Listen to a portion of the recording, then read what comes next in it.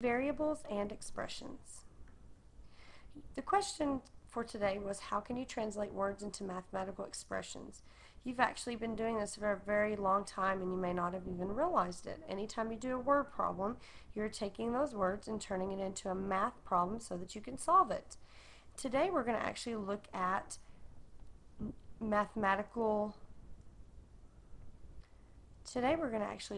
algebraic expressions. Before we get started with an algebraic expression, we need to know a few things. A variable. You will be taking these notes on the teacher side.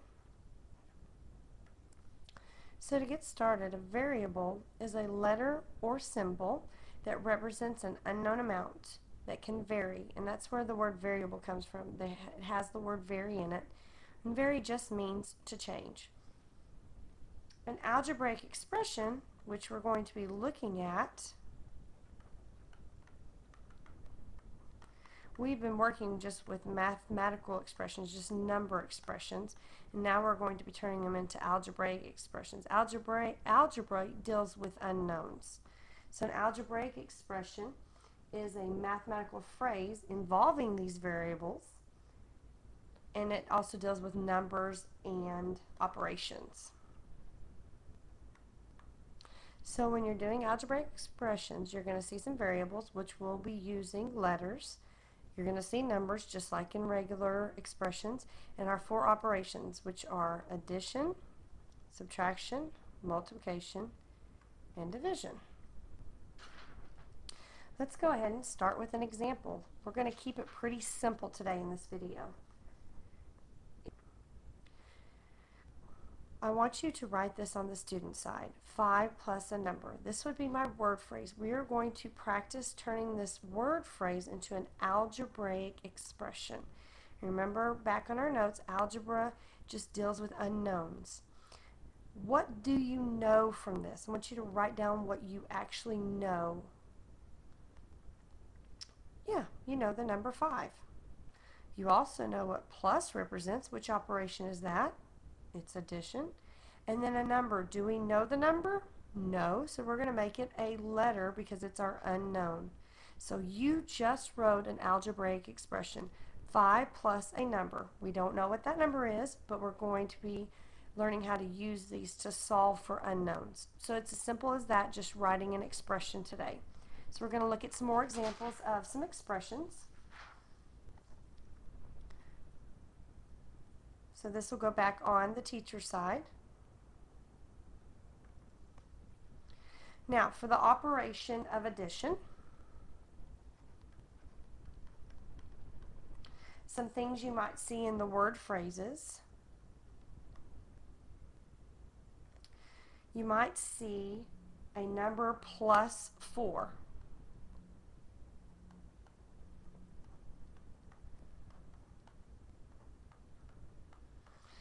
And just to remind you, this could be any number, okay? So a number plus 4, so this would be probably your key part, a number plus. That lets you know you're doing addition. Anytime you see a number added to, and I'm just put another number, but this is your key phrase, a number added to. And this little guy right here, these numbers could be any numbers, okay? But for the sake of it, these are your key phrases. A number plus or a number added to will always tell you to do addition. For subtraction, the operation of subtraction, some key word phrases could be a number minus. Could be anything. Let's say 7. A number minus 7. So there's your key. A number minus. And then this, like I said, could be anything. Or you might see a number less. And we can make this number any number. A number less 8. This is your key phrase. A number less means subtraction. And that is just the number I decided to use. For multiplication, a key word phrase you might see is 3 times a number.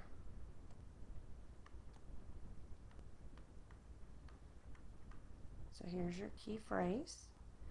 And this number right here, of course, is just a number I decided to use. So the things that I've underlined would be your algebra part. They would be your unknowns. We don't know 3 times what number, we just know 3 times a number. And then for division,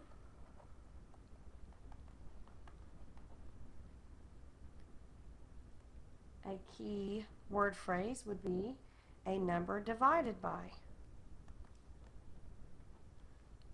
We'll use 7.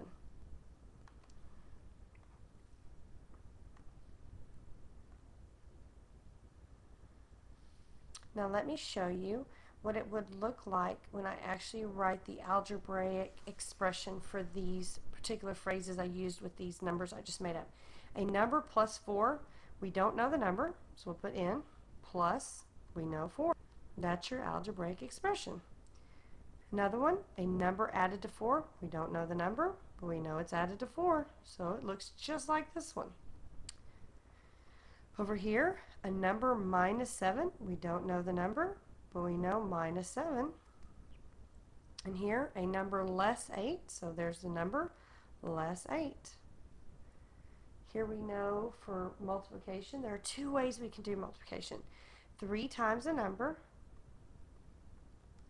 or because the multiplication sign looks like the letter X and algebra is about using letters for unknown, a lot of times you'll see it like this. When they're side by side, it means multiplication. So 3n is the same thing as 3 times n. 3 times an unknown, 3 times an unknown. Number divided by 7 also can have 2 different ways. You can either have the number divided by 7, or you can put the number on top of a fraction bar and put the known underneath, and that means division, because a fraction is actually just a division. If you think about a pie, you have divided it into pieces, and that's how you get fractions. So fraction bars just represent division. Let's practice a few on your student side just to see if you can get the hang of it, and then we're done. Go ahead and write what I'm writing and then try to solve it. Twice the number of people. Go ahead and pause and see if you can do this one.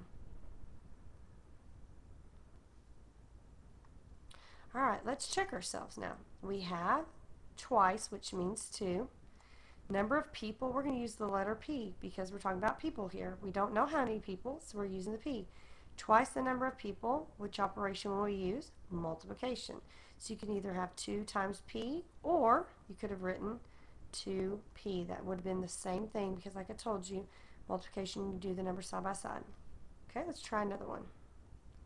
Okay, let's try another one. $7 less than the current price. Okay, so go ahead and pause me and try to do this one as well. Okay, here we don't know the current price, but it is $7 less than the current price. So we start at the current price and we subtract $7, and that's how that one would work. Okay, here's another one. 8 more gumballs than Javier has. Okay, pause me and try to do this algebraic expression.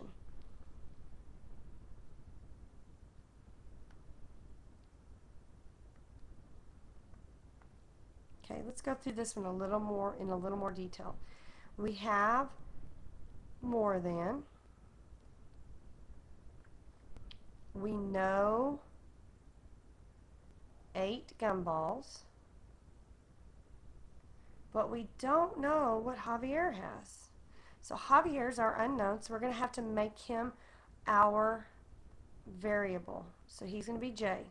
Be a little j or a big J, doesn't really matter, just so you get the idea.